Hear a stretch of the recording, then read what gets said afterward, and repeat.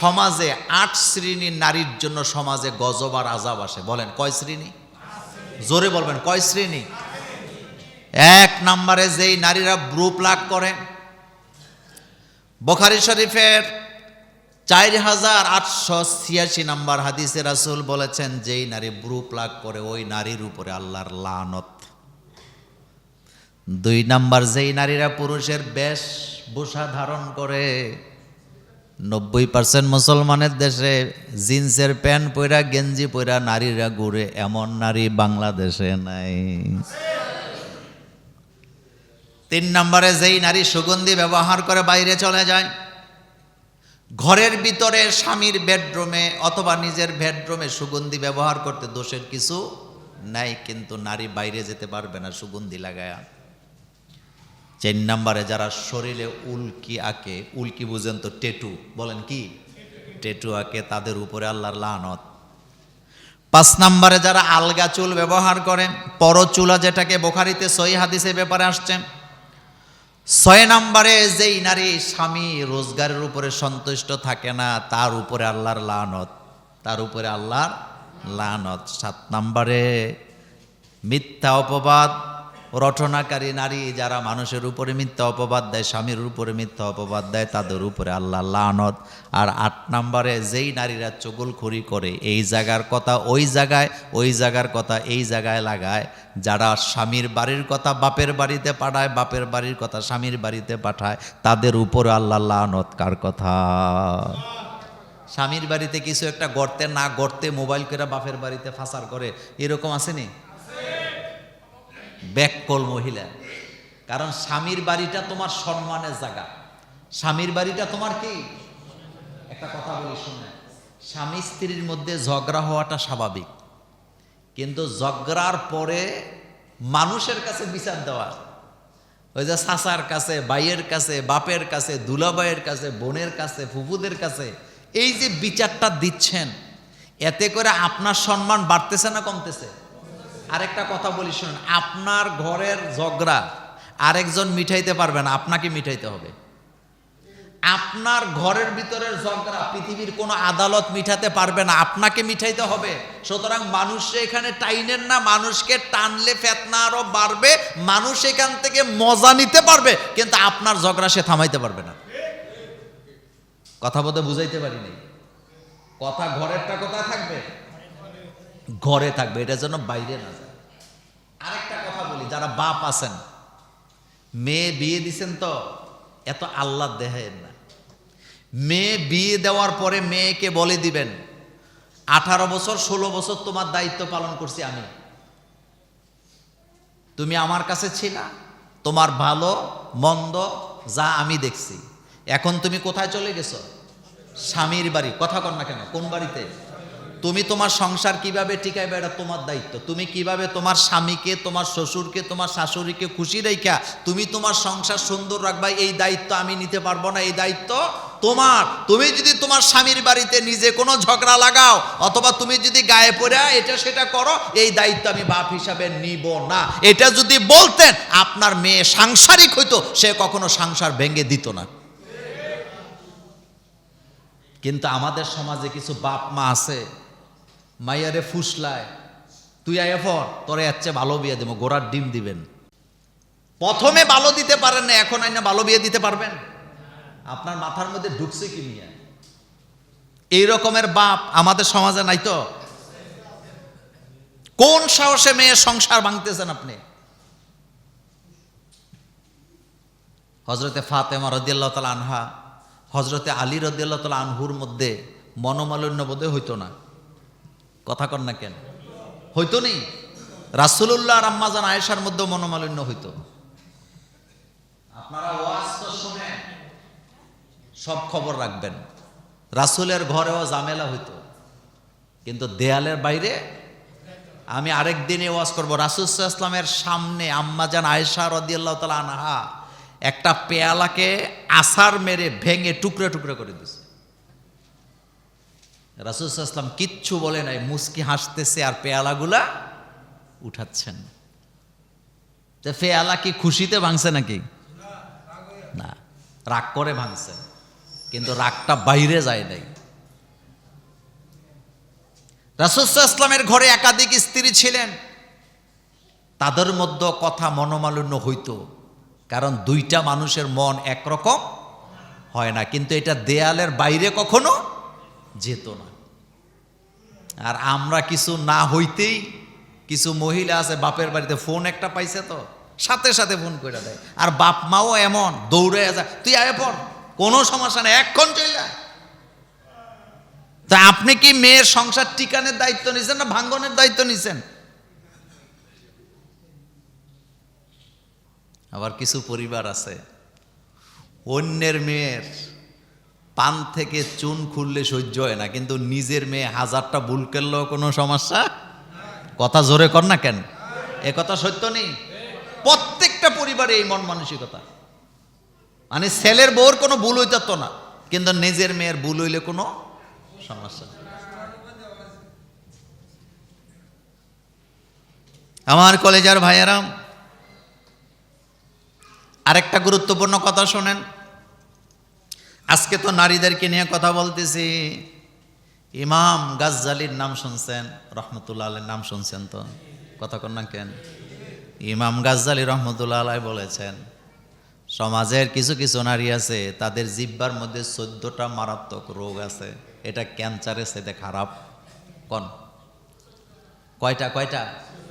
কিছু কিছু নারী, সব নারী খারাপ কিন্তু বলে নাই। ইমাম গাজ্জালি বলেছেন সমাজে কিছু নারী আছে তাদের জিহ্বার মধ্যে 14টা রোগ। বলেন, জোরে বলেন, কয়টা? ক্যান্সারের চাইতো 1 নাম্বার অনর্থক কথা বলা, অর্থহীন কথা। 2 নাম্বার পরচর্চা করা, 3 নাম্বারে পরনিন্দা করা, 4 নাম্বারে রুড ব্যবহার করা, 5 নাম্বারে অশ্লীলতা, কথায় কথায় খারাপ কথা উচ্চারণ করে, 6 নাম্বারে ঝগড়া বিবাদ লাগানো, 7 নাম্বারে অভিশাপ দেয়, 8 নাম্বারে ঠাট্টা মস্কারা করে, 9 নাম্বারে উপহাস করে মানুষকে কথা বলে, 10 নাম্বার স্বামীর পরিবারের গোপন কথা মানুষের কাছে বলে দেয়, 11 নাম্বারে কথায় কথায় মিথ্যা কসম করে, আসেনি? হারামও খাই নাই, হারামও কই নাই, হারামও যাই নাই। 12 নাম্বারে মিথ্যা আশ্বাস দেয়, 13 নাম্বার গীবদে লিপ্ত হয়, 14 নাম্বার গুজব ছড়ায়া দেয়। মন থাকবো না আপনাদের? এগুলি রোগ। বলেন, এগুলা কি? এগুলা রোগ। সেজন্যে নারীদেরকে ওয়াজ শোনাইতে বলছেন কে? আল্লাহ কইছে তুমি তোমার স্ত্রীদেরকে কি শোনাও? ওয়াজ শোনাও। হযরতে সাফিয়া রাদিয়াল্লাহু তাআলা আনহা ছিলেন একটু স্থূল মোটা। মা আয়েশা রাদিয়াল্লাহু তাআলা আনহা কথা প্রসঙ্গে বলতে যায় একদিন রাগ করে বললেন, আপনার মুটকি বউ এই কাজটা করছে। আল্লাহ রাসূল আয়েশাকে বললেন, আয়েশা তুমি এমন একটা তিতা কথা তোমার জবান থেকে উচ্চারণ করেছো, এই কথাটা যদি মহাসমুদ্রে ফেলে দেওয়া হয় সমুদ্রের পানিগুলা তিতা হয়ে যাবে। হযরত আয়েশা বলেন, রাসূল আমি আমার কথা উঠায়া নিলাম। রাসূলুল্লাহ বসছেন মাঝখানে, হযরতে সাফিয়া বসছে এক পাশে, মা আয়েশা বলছেন আরেক পাশে। 3 জন রুটি খাইতেছে, সারিদ খাইতেছে, সারিদ গোশতের ঝোল আর রুটি খাইতেছে। হযরতে সাফিয়া রাদিয়াল্লাহু তাআলা আনহা রাসূল সাল্লাল্লাহু আলাইহি ওয়াসাল্লামের এক পাশে বসে, আয়েশা আরেক পাশে। এবার আম্মা জান আয়েশা সিদ্দিকা রাদিয়াল্লাহু তাআলা আনহা গোশতের একটু চর্বি নিয়া, ঝোল নিয়া হযরতে সাফিয়ার গালের মধ্যে ডলা দিয়া লাগায় দিছে। লাগায় কয় ভালো করে খা। হযরতে সাফিয়ার চেহারা কালো হয়ে গেছে। সাফিয়া বলেন, রাসূল আপনি দেখলেন তো আপনার আয়েশা আমার গালের মধ্যে চর্বি লাগায় দিছে, বলেন তো কেমনটা লাগে? এবার রাসূল সাল্লাল্লাহু আলাইহি ওয়াসাল্লাম আরেকটু চর্বি নিয়া হযরত আয়েশার ওই গালের ওই জায়গায় লাগালেন যেই জায়গায় আয়েশা সাফিয়ারে লাগাইছে। লাগাইয়া রাসূল এবার মুচকি হাসি দিয়ে বলে, তোমার গালেও চর্বি, তোমার গালেও চর্বি, 2 জন সমান সমান, এবার মজা করে গোশত রুটি খাও। ইনসাফ কাকে বলে? এটা হলো ইনসাফ। বলেন এটা কি? রাসূল সাল্লাল্লাহু আলাইহি ওয়াসাল্লাম আল্লাহরে বলতেন, আল্লাহ তুমি বলছো স্ত্রীর মধ্যে ইনসাফ করার জন্য, কিন্তু আমার মনটা আয়েশার দিকে চলে যায় এটা তুমি জানো, সুতরাং আমার দ্বারা যেটা গ্যাপ হয় ওইটা তুমি আল্লাহ পূরণ করে দিও। সুবহানাল্লাহ, বাইজে কই না। এখন আসেন, প্রত্যেকটা স্ত্রী যদি স্বামীর প্রতি এই দায়িত্বগুলো পালন করত, কোনোদিন সংসার ভেঙে যেত না। বলেন 21টা দায়িত্ব আজকে বলবো। কয়টা? স্ত্রী যদি আগামী দিন স্বামীর, আগামী জুমাতে স্বামীদের দায়িত্বগুলো বলবো। প্রত্যেকটা স্ত্রী যদি 21টা দায়িত্ব পালন করত, বলতেন কয়টা? তাহলে সংসার ভাঙতো না, এটা সবসময় মজবুত থাকতো। 1 নাম্বার, স্ত্রীরা যদি স্বামীদেরকে সম্মান দিত।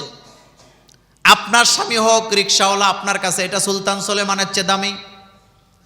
আপনার স্বামী হোক ঠেলাওয়ালা, কৃষক, দিনমজুর, আপনার স্বামী, এটা আপনি তাকে সম্মান দিবেন। 2 নম্বরে স্বামীর আনুগত্য করা।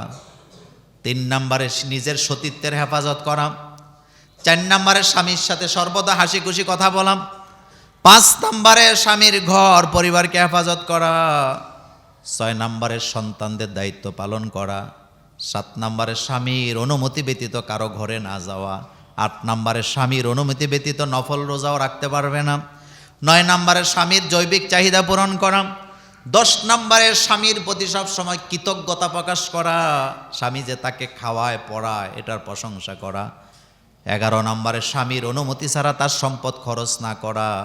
12 নম্বরে অন্যের কাছে স্বামীর দোষ চর্চা না করা। 13 নম্বরে স্বামীকে সবার উপরে প্রাধান্য দেওয়া। 14 নম্বর স্বামী যখন রেগে যায় নিজেকে সংযত রাখা, ধৈর্য ধরা, কথা না বলা। 15 নম্বরে স্বামীর মন তুষ্ট করার জন্য একটু সাজুগুজু করা।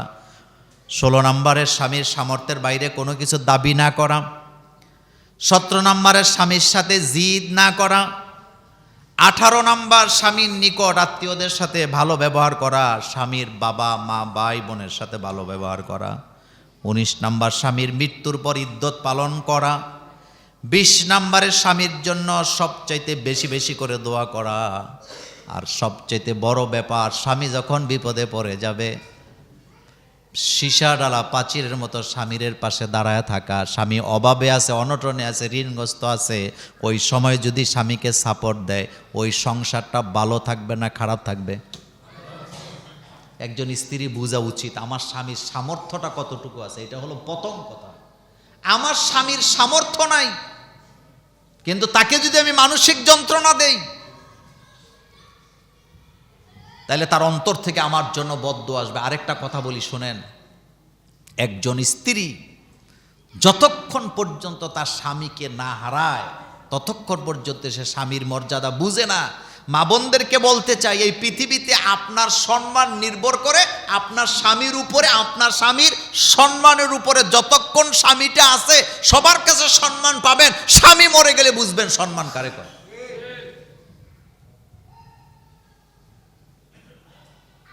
স্বামী মারা গেলে নারীদের ইজ্জত নিয়ে সমাজের কিছু লোক টানাটানি করে না? আশেপাশের লোকের আপনারে হাদিয়া দেয়, আপনার স্বামী আছে, আপনি মনে করতেছেন আপনাকে দেয় না। স্বামীটা মরে গেলে বুঝবেন আপনাকে যারা টাকা দিবে তখন আপনাকে আর হাদিয়া দিবে না, হাদিয়ার জায়গায় তখন জাকাত আসবে। বুঝেন নাই? হাদিয়ার জায়গায় তখন কি আসবে? জাকাত আইব, জাকাত। এখন হাদিয়া আসে। আপনার স্বামীটা আছে সমাজে প্রভাবশালী, স্বামীর কারণে আপনি চতুর্দিক থেকে সম্মান পান, হাদিয়া পান, দাওয়াত পান। স্বামীটা মরে গেলে আসবে ঠিক, রমজান মাসে আপনারা জাকাত দিতে আসবে, আগের মতো আর সম্মান দিতে আসবে না।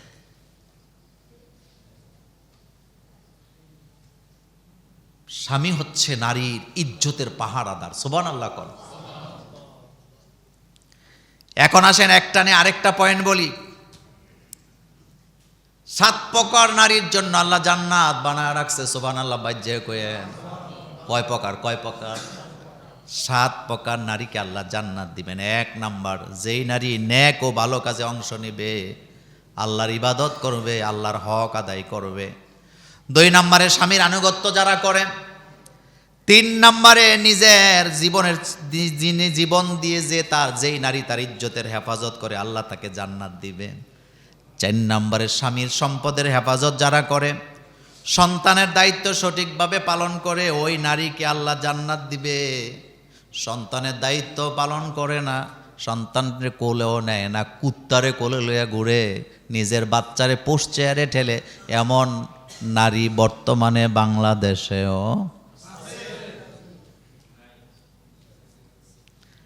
আমার কলেজের ভাইয়ারা, 5 নাম্বার, যেই নারী স্বামীর সাথে হাসি খুশি ব্যবহার করে, স্বামীর সামনে সৌন্দর্য প্রকাশ করে, আল্লাহ তাকে জান্নাত দিবে।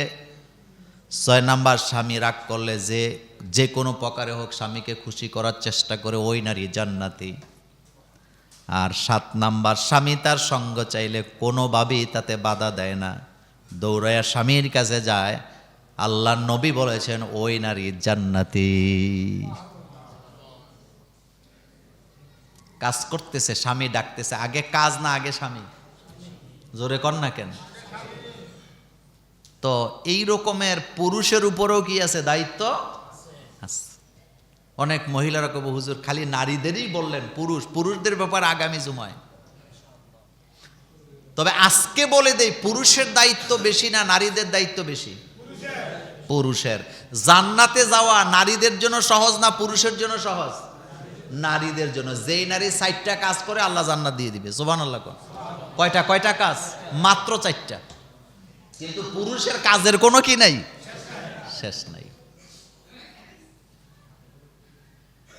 সেজন্যে সংসারকে টিকাবার দায়িত্ব আপনার, আমার, স্বামী স্ত্রী 2 জনের। মানুষের কথা শুনে নিজের সংসার নষ্ট করা যাবে না।